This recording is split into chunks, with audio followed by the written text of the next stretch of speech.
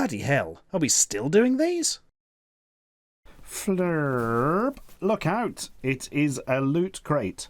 A crate full of loot. Let us discover specifics in a moment. Do you know what? I thought I was catching up on the old subscription boxes, but this one is super late. Well, that's ruined it, isn't it? Anyway, let's see what lurks inside. Well, there's a weird mask. That's interesting. The blood-curdling beast from beneath the waves. Oh, looks a bit like the Gill Man from Creature from the Black Lagoon. Did you know it was called Gillman? Well, now you do. Ah, what a world we live in. Well, that's the thing you can wear at your Halloween party next year or something. So what's the T-shirt? I'm guessing it's Season 2 of Attack on Titan, by the way it clearly says that in words I can read. Indeedy do. It is a Titan. And look, there's one of the people who fight them. In silhouette. Well, that was exciting. Does this glow in the dark, do you think? I don't know. Does it say on there? It says many things, but glow in the dark is not one of them. I shall test later and then edit in the answer now. I do like the fact it's not black and it's a dark blue. I always prefer the not black ones, I think because I've got so many black t-shirts from these things. Anyway, more relevantly, bloody Evil Dead 2. I love me some Evil Dead 2. You've all seen that, haven't you? It's like a sort of comedy remake of Evil Dead 1, which is odd. But this is Henrietta versus Ash, and it looks like they've made all the characters cutesy with reduced detail, because apparently that's what everything needs constantly forever. Lootcrate has partnered with artist Jay Salvador to create exclusive figural renditions of his drawings and paintings, super emo scenes. Hey, can I get into this? No, it is... Ah, hang on. I can go in through the bottom. Hey. Right. Oh. There's Henrietta. She's not looking too good, I'll be honest with you here, guys. And there is Bruce Campbell himself, Ash, as you can easily tell from his easily recognisable chin and nose. Right. Well, if you like cutesy things based on horror franchises, then I do wonder if you've understood the point of horror franchises, but fair enough, this looks like quite a nice example. The little diorama base is really nice, actually. A little bit of distressing on the walls, your little clock, a little bit of blood splatters near the trapdoor. Speaking of the trapdoor, yeah, that's quite well done as well. How does that fit in? Comme ça. That does seem to be a thing. Now it's going to be awkward with me. Does it just go? Does it just kind of sit there loose? Well, let's find out. Let's rest it on lovely Henrietta. Yeah. She's got her own built-in goggles, so that's cool. But other than that, she's been most unwell, I feel. There we are. That's her in there.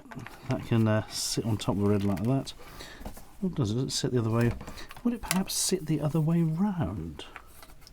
So that, I think that may be it. Because of course you don't see the side with no detail. That makes a lot more sense. And look, the blood's the same side as well. Yes, this is clearly correct.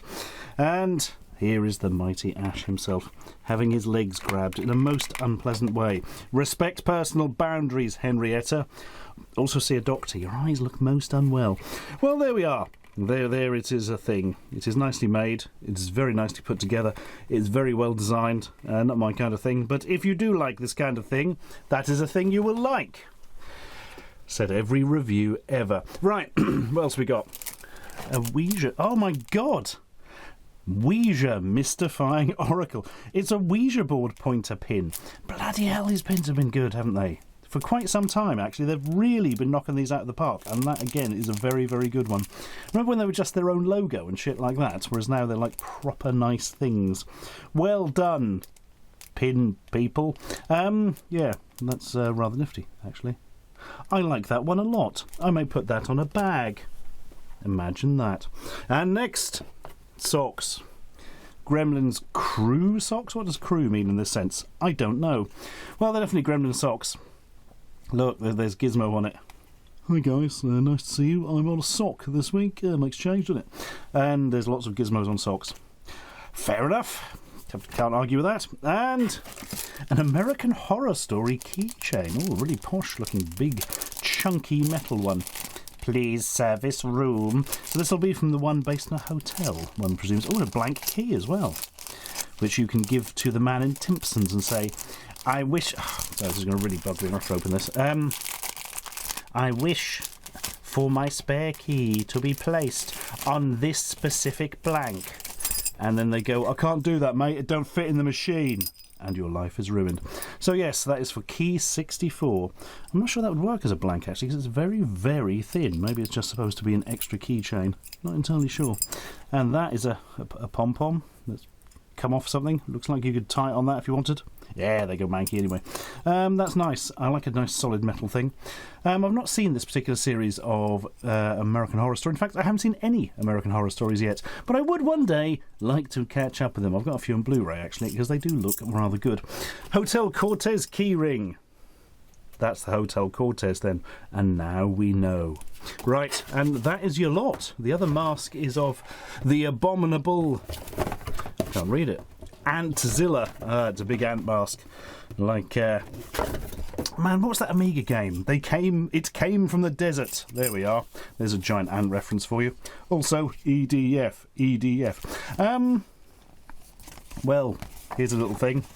Little brochure. They've done away with their magazine now. It's just a few pics of some bits and bobs that you get in here, and so we already know about them. Well, that was all right. I feel like this is a rather high-ticket item. It's rather nice, but it's just a pity. I really don't like cutesified horror stuff. I don't know. It just doesn't do it for me. But I do like the keyring, which I may use. I very much like the pin. And, I mean, socks are useful, but quite why you want gizmo socks, I don't know. Are they rebooting it? Oh, God, say they aren't. Quickly, next box! Ooh, insert. Yes, this is a quick charity shout-out for War Child UK, who raise money for the long-term support of children in conflict zones. Because obviously war zones are very bad places to be for everybody, and particularly bad if you are a child. They basically provide children with education they lose out on, because, you know, there's been war and stuff. They provide mental health counselling and support to help them recover from the mental trauma and stress of being around horrifying conflict, and develop sustainable careers and livelihoods for children so they can become key members of their community and prevent future fighting, which obviously is super bloody important. So basically they've released this app which is 5 different games, and I've got to say it's pretty bloody good. If you do remember back in the 90s, that Help Music album where musicians had 6 days to write a song and then they stuck them on the album. It's basically that kind of thing, but there were 5 studios, each had 6 days to build a game, and a sort of game jam type thing. And I tell you what, they ain't at all bad. Let me show you quickly. So the first one is called Rupert. Sell 'em, don't break 'em. And basically you control this wobbly elephant guy who has to carry antiques around a shop. You can imagine how that goes. You have to be bloody careful with the walking. It's good fun. The second one's called 50 Buddies and has 50 little guys who run around a track, and they run around when you put your finger on the screen and stop when you take the finger off. And you have to try and, well, basically get as many of them to survive as long as you can, because the track has various hazards along it. I was really bad at this game. Hopefully you will be better than me. I did enjoy it, but man, I found it very, very difficult. I don't know why. Probably because I'm an idiot. This is my favourite of the whole lot. Inish Cube, I think you pronounce it. I honestly don't know. And it's a tile-based game where you have to lay down tiles and try not to run out of tiles. And the tiles interact with each other in certain ways. Water and flowers grow, and then houses can grow more flowers, and there are bears which can make flowers grow, but bears will eat houses, and there's fire that comes along later in the track and all stuff like that. And I really, really like this game. This is like my now go-to thing to play on the bus when I'm travelling somewhere. Yeah, it's just really good fun. It's really simple, it's nicely thought out, and you can keep going. And my high score is mighty, and you will not beat it. You totally will beat it in 5 minutes, won't you? I know what you lot are like. There's mediocre housekeeping, which you just fling clothes up to get them off the floor, and then it congratulates you by saying, yeah, adequate job. I like the concept of mediocre housekeeping, and it's one of those things that's mildly frustrating, but you keep going back to it. Cleverly designed. And finally, Tickets Please, which is a kind of train-based massively cut down Papers, Please, if you think of that kind of thing. Well, I say massively cut down. It doesn't have like the story to it, but it does have a lot of little facets that come in later. I mean, in real life, probably all the trains would be cancelled and cost so much you couldn't get a ticket anyway, but it glosses over that as you play Mr. Tickets Ticket Inspector, and it all gets a bit frenetic, as these things do. But yeah, my personal favourite, Inish Cube.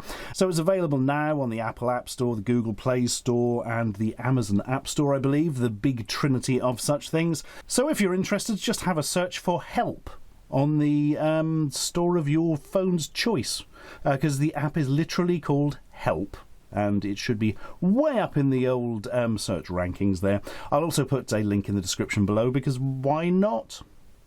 It's the box of anime stuff, and I never know what it is, so you laugh at me. Yes, Akibento, with an £11.72 customs charge and handling fee. Wow, the VAT, so it was like £3.72 and an £8 handling fee. Thanks, guys. Customs. So, what's inside? Answer, stuff. Also things. Oh, we've got a blind thing. It's One Punch Man. Ba-ba-dum-ba-dum. The very, very plain-looking man who can kill anything with one punch. So he's a bit bored, I imagine, frankly. There are many different versions of the One-Punch bloke there, mostly in his costume. There's one not in a costume, and there's some villainous things that he punches, presumably. Just the once. You know what, I'm going to open it. Let's see which one we got. The answer is... oh, it is a villain. This is this rare? No, it isn't. I think they're all equally likely, except the rare chase ones. So there we are. This is Metal Arms Billy. So called because his name is Billy and his arms are made of metal. He's a very angry boy because he has a keyring stuck in his head and it made his eyes go funny. And so now he uses his metal arms for evil. And there we are. That's everything you need to know about One Punch Man that I just made up in my head. Next up, t-shirt. Should do the t-shirt first, really. It's traditional. It is a person of some type. It is a lady. She is standing on a telephone pole for some reason. But she's got a fucking great scythe, which she's managing to balance it quite well. So good for her. And there's a bit of a slightly Van Gogh look to the background. Well, that's the thing. Is that a specific anime? I don't know. The t-shirts are often a kind of generic thing, so who can say? But I tell you what, we definitely do have a Tokyo Ghoul wristband. Look, there's like a mask, and it says Tokyo Ghoul, and there's the mask again. That's useful if you ever have a wrist that needs some rubber on it. Hey, it could happen. God, what is this? Akibento exclusive face mask. Is that the Tokyo Ghoul thing? Oh no, there's far too many teeth, so I'm going to guess Attack on Titan for that one. Comfortable and warm, this face mask is a must accessory for you. Pardon? Lightweight with comfortable and adjustable elastic band. Masks are reusable, washable, and latex free. So why? Oh God, it was really thick. I mean, like really properly thick. If you were to put this on, you probably wouldn't be able to breathe very well. There we are. I shall wear this for the rest of the review. I'm sure it won't be a problem. Oh God. Oh. How are you supposed to be able to breathe through these things? No, you can't really. It seems a bit thick. That's odd. It's a suffocation mask, so you can look like your favourite anime as you die. Fair enough. Yeah, it's sort of really thick and padded and stuff. That's what an odd thing that is. A very odd thing. Next up, a badge. Akibento Monster. There we are. That's a thing you can chuck in the bin immediately. And Soul Eater sticker. So it's... I was going to pull this down. It's clearly that guy, isn't it? It's got to be. I know it's stuck up there. Well, it's a sticker in a bag. Yeah, he got it down. There he is. He hasn't got his headband thing on. No idea what Soul Eater is. No idea who this person is. But, oh, look. Ah, right. I am going to say that the t-shirt is something to do with Soul Eater in that case, because look, she's got a similar coat and a massive scythe. And the guy with the headband seems to live in the scythe, an extra-dimensional scythe, or can he just disappear into things? Who knows? But I tell you what, his weapon looks so complicated to use, I imagine there's only 5 people in the world who have had the patience to do so. Right. Exclusive Akibento umbrella. Ella. With cups of tea and blood. Is that relevant to anything? I don't know what that is to do with. Well, fold up umbrella is always good. This is like quite a nice one, actually. Yeah. Comes in a little bag. Yes. Oh, nice rubberised handle, yeah. Oh, yeah, this isn't bad at all, actually. It folds down very small and has a kind of weird blood splatter effect. I mean, it's bad luck to open an umbrella inside. Because it is, you might knock something over. Let's be careful. Oh, God. It's got too big to deal with, as the actress said to the bishop.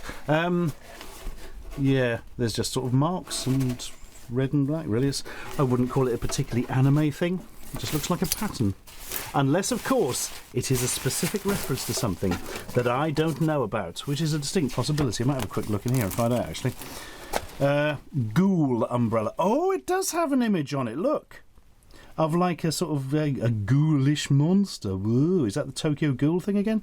That's interesting. I didn't actually get that from looking at it. Sort of with the eye there, but if you look at it from above, from a far away, so anybody on a building above you will see your nice design on your umbrella. Yep, and we've seen all that, so that's the thing. Well, that's your Akibento. Time for another box. And now, the amazing mystery box. This time, a specifically Harry Potter themed one. So it'll be based on, you know, the books, or those 912 films they made, or those 2 other films they made afterwards. Fantastic Beasts, and Where to Be Slightly Disappointed by Them. Just kidding. The second film was very, very disappointing. Anyway, let's look in the box and see what's inside. I think there's a cap. Yes, there is, and a t-shirt. And I wonder why the bloody Eurovision Song Contest people won't call me back. So, Fantastic Beasts and where to find them? Bio World. That's where you go to find Fantastic Beasts. This literally has a loot crate. Tag in it. Gee, I wonder where this came from. Oh God, I remember getting this in a loot crate. Become an Obliviator. Recruiting now. Every half moon of the month. MAC-USA. That's like the magic American people. And Obliviator was like their version of whatever the evil wizard hunters were called in the first Harry Potter films. Auras. There we are. I think that was a thing.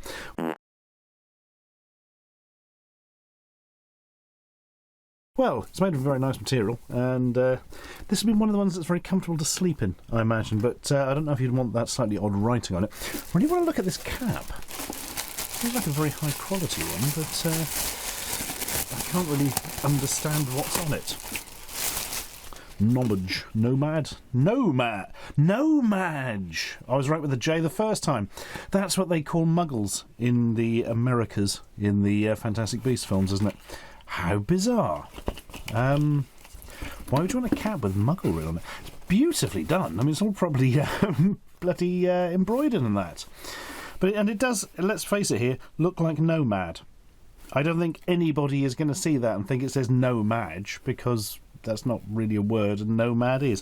What a very, very strange thing. And you get some free cardboard. I mean, I can't think of anything else you'd want in life, really. Well, it's an interesting red and black colour that's, nobody's going to understand what's on it, and frankly, that's probably for the best, because that's a weird thing. Ooh, what is this? Accessory innovations. Fold up into a pouch. Ooh, I do like a good fold-up bag. There's a bag, isn't it? Yes, thought it was a pencil case at first. London Borough of Islington, Grimald Place. That's where Sirius Black's house was it? And that miserable little elf thing that was horrible to everyone, called Creature, which when said out loud, I've just realised, literally sounds like creature. Collapsible tote. So it's a collectible tote bag. Ooh, another one for my tote bag collection. So you get this big thing. A little bit longer than I would like, because it's not so easy to fit in a pocket, but how big does it open out to? Oh, God. It's large. Oh, it's much heavier than most of these sort of things are. Yeah, that folds up into that. Okay. And look, it actually has the house on it. Ah, that's quite good, because it's sort of generic, and if you didn't know your Harry Potter, you would never know that this is a magic house. In fact, let's face it, you would never know that anyway. I mean, who on earth, even if you've seen the film 1,000 times, who would see that and recognise it? And that is a bit of a giveaway. But, yeah, it's sort of vaguely waterproofed as well. That's pretty useful. Yep, I'm going to be hanging on to that one and using it as I shop for my super expensive items from Poundland. Next up, vinyl sticker set. Gryffindor. sort of a watercolour look. Yep, that is definitely a Harry Potter sticker. That's a thing. Next up, socks. A lot of socks today. Well, 4, but let's face it, that's still quite a lot. Or technically 2 pairs. Diary, ring, locket, cup, tiara, snake, Harry. So these are the lists of Voldemort's Horcruxes, where he stuck bits of his soul so he couldn't be killed properly until you smashed them all. There's a plot for you. Pretty sure it wasn't a tiara, it was a diadem, wasn't it? Or diadem? Don't you pronounce it? Diadem sounds better, doesn't it? One of those words I don't recall ever hearing out loud. They probably say it in the film. So there you go. Well, oh my god, these were Loot Crate exclusives as well. I don't remember these ones, but there we are. Blimey, their stuff is getting around. This was definitely in a Loot Crate as well, because I've got one of these already, yeah. 9 3/4. The platform at King's Cross, where you smash your trolley through and go to Hogwarts or something. There actually is a marked 9 3/4 platform at King's Cross these days, and people go and take photos with it. And there's usually a massive fucking queue, so there's a bit of interest for you. And finally, the wand from the films of Harry Potter, the Wand collection. The wands. So what it was before. Oh, I see, it's literally just pictures of all the characters' wands.